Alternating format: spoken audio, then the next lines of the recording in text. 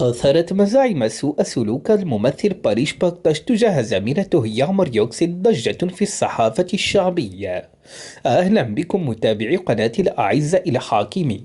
جميع التفاصيل موجودة في أخباري. قبل المتابعة لا تنسوا الاشتراك في القناة وتفعيل الإشعارات والإعجاب بالفيديو. انتشرت الاتهامات ومنشورات وسائل التواصل الاجتماعي بسرعة، مما أدى إلى انقسام بين معجبي الثنائي وإثارة جدل واسع. ورغم عدم إصدار أي من الطرفين بيانا واضحا وشاملا، إلا أن سوء الاحترام المزعوم أثر استياء عاما كبيرا. ووفقا للاتهامات وقع الحادث خلال مشروع كان يعملان عليه معا. تشير تعليقات وسائل التواصل الاجتماعي حول هذه اللحظات المزعومة، والتي يفترض أنها حدثت في موقع التصوير أو خلف الكواليس، إلى أن باريش باكتاش أظهر سلوكا غير لائق ومؤذي تجاه يغمر يوكسيل. يرى بعض المستخدمين أن هذا السلوك تجاوز الحدود المهنية، بينما ينصح آخرون بالحذر، مدعين أن الحساب متحيز. يلاحظ غياب أي تصريح مباشر من يغمر يوكسيل، في حين شارك معجبوها رسائل دعم على مواقع التواصل الاجتماعي. وسرعان ما تصدرت وشوم مثل الاحترام أولا، والجميع متساوون في موقع التصوير قوائم المواضع الرائجة. واستقطبت الحادثة اهتمام الصحافة الشعبية. ومع ذلك فسر صمت يوكسيل من قبل البعض على أنه موقف ناضج. في غضون ذلك اشتدت حدة الانتقادات الموجهة إلى باريش باكتاش، فقد عاد إلى الوجه التأكيد على روح الفريق والاحترام اللذين سبق ذكرهما في مقابلات. ويرى بعض المستخدمين تناقضا صارخا بين هذه التصريحات والاتهامات الموجهة إليه.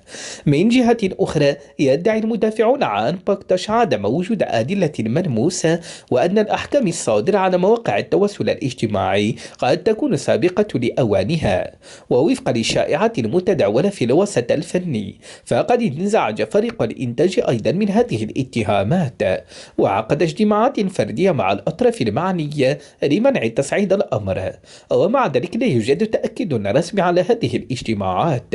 يشير الخبراء إلى أن التوترات في مواقع التصوير تضخم أحيانا وتنعكس على الرأي العام، لذا لا ينبغي إصدار أحكام نهائية قبل صدور بيانات رسمية في أعقاب هذه الأحداث.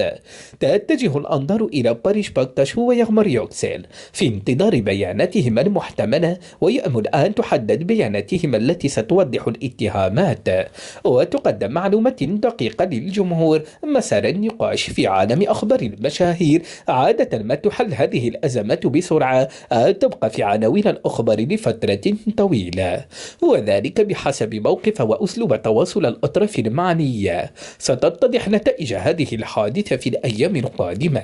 ومن التفاصيل الأخرى المتداولة خلف الكواليس، أن الحادثة لم تقتصر على لحظة واحدة، فقد ازداد التوتر بينهما في التواصل، ويزعم وجود فتور بينهما حتى خارج موقع التصوير، وأن فريق الإنتاج لاحظ ذلك. تشير بعض المصادر إلى أن يغمر يوكسيل تفضل التركيز على عملها والابتعاد عن الجدل، وأن هذا النهج كان له أثر إيجابي على مسيرتها المهنية.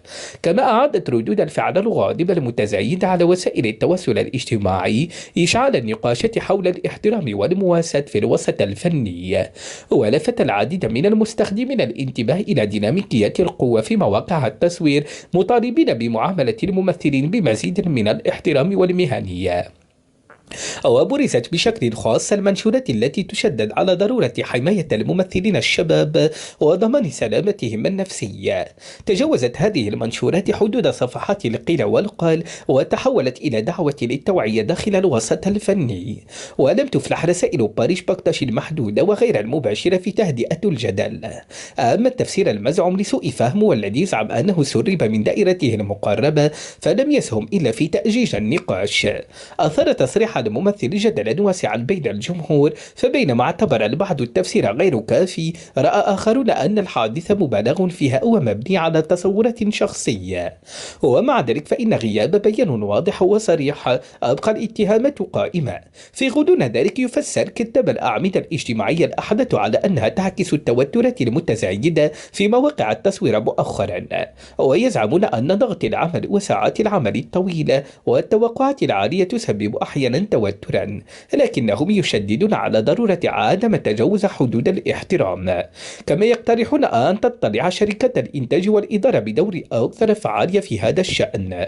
ومع استمرار هذه النقاشات يسود الفضول بين المشاهدين، ويجري بالفعل نقاش حول مصير المشروع مع الممثلين وكيف ستتأثر المشاهد، وما إذا كانت ستطرأ تغييرات على الحلقات القادمة.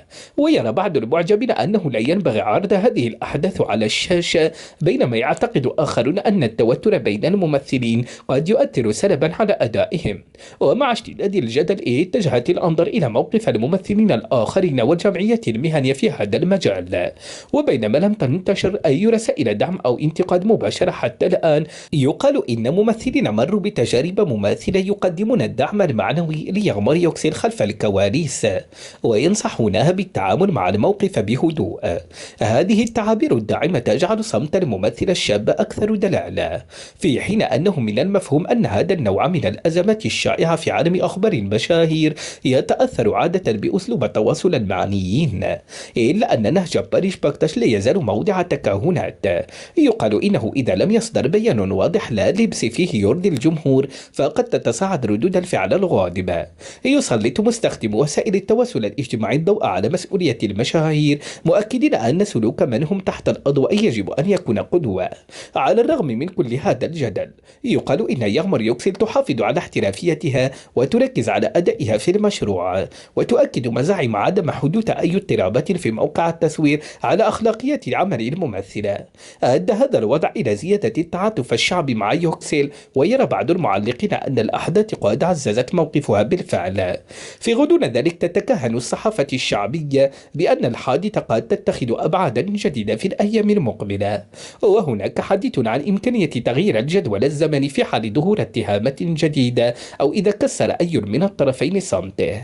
وتظهر أمثلة سابقة كيف يمكن لهذه التوترات في صناعة التلفزيون أن تؤثر حتى على مستقبل المشاريع.